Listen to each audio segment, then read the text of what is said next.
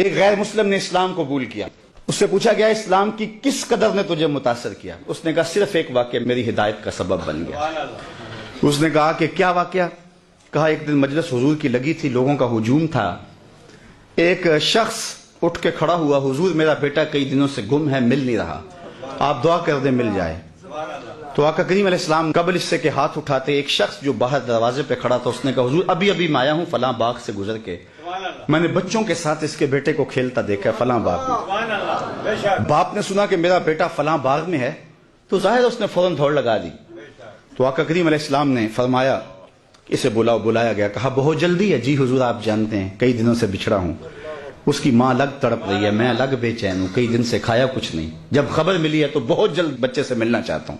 فرمایا ضرور جاؤ، میں روکتا نہیں، روکنے کے لیے بلایا بھی نہیں، لیکن تمہیں بلانے کا بھی ایک مقصد تھا. جی حضور ارشاد فرمائیے. فرمایا جب باغ کنارے جاؤ، بچوں کے ساتھ اس بچے کو کھیلتا دیکھو، تمہارے بیٹے کو جب تم کھیلتا پالو تو اسے بیٹا بیٹا کہہ کے آوازیں نہ دینے لگ جانا، جو نام رکھا ہے اس نام سے پکارنا. عرض کی حضور میرا بیٹا ہے، اگر بیٹا کہہ کے پکاروں تو حرج بھی کیا ہے؟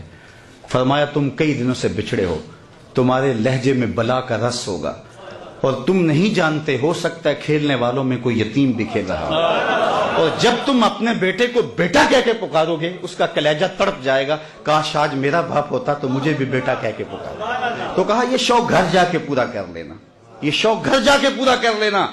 اس کے سامنے اپنے بیٹے کو بھی بیٹا کہہ کے نہیں پکارنا. یہ اسلام کا دیا ہوا دین ہے. غریب کے سامنے اپنی دولت کی نمائش نہیں کرنی، بیوہ کے سامنے اپنی بیوی سے پیار نہیں کرنا، بلکہ میرے حضور نے یہاں تک ارشاد فرمایا اپنے گوشت کی خوشبو سے غریب ہمسائے کو تکلیف نہیں دینی.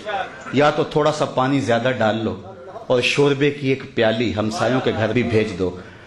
اگر ایسا نہیں کر سکتے تو پھر ایسے زاویے میں وہ کھانا پکاؤ کہ غریب کے بچوں تک اس کی خوشبو نہ پہنچے. بچے ہیں ضد کر بیٹھے اور انہوں نے اپنے غریب باپ سے تقاضا کر لیا تو بوڑھا باپ کیسے آرزو ان کی پوری کرے گا؟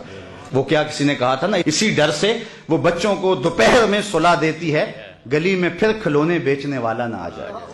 تو کہا حضور کی نزاکت قلبیہ کا لحاظ رکھنا کہ یتیم کے سامنے اپنے بیٹے سے بھی پیار نہ کرنا، اس کو بیٹا کہہ کے نہ پکارنا.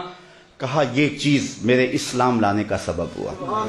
میں ابھی 2 ہفتے قبل وہاں عرب امارات میں گیا تو وہاں ایک ہندو لڑکا تھا گیان، تو اس کے جو رومیٹ تھے انہوں نے ان کو بیانات کے کلپ سنوانے شروع کر دیے. اس کا دل نرم ہوا تو میں نے جہاں جمعہ پڑھانا تھا تو وہاں اس کو لے آئے. تو وہ باہر بیٹھ گیا، مسجد سے باہر گفتگو سننے لگا. تو میں نے جو گفتگو کی تو اس میں حضور کی سیرت کا عنوان تھا، تو میں نے یہ واقعہ سنایا. میں واقعہ سنا تو وہ اٹھ کے اندر آ گیا اور اس نے کہا مجھے اسلام میں داخل کر لو. تو میں نے کہا کہ آج بھی حضور کی سیرت میں اتنی چمک ہے، اتنی روشنی ہے، اگر ہم کسی ڈھب سے اس کو بیان کریں نا تو آج بھی جو دلوں کے اندر ایمان کے تخم ڈال سکتی ہے. تو اقبال کہتا ہے کہ حضور کی سیرت بیان کرو، اس میں تمہاری اولاد کے سینے میں حضور کا پیار پیدا ہوگا.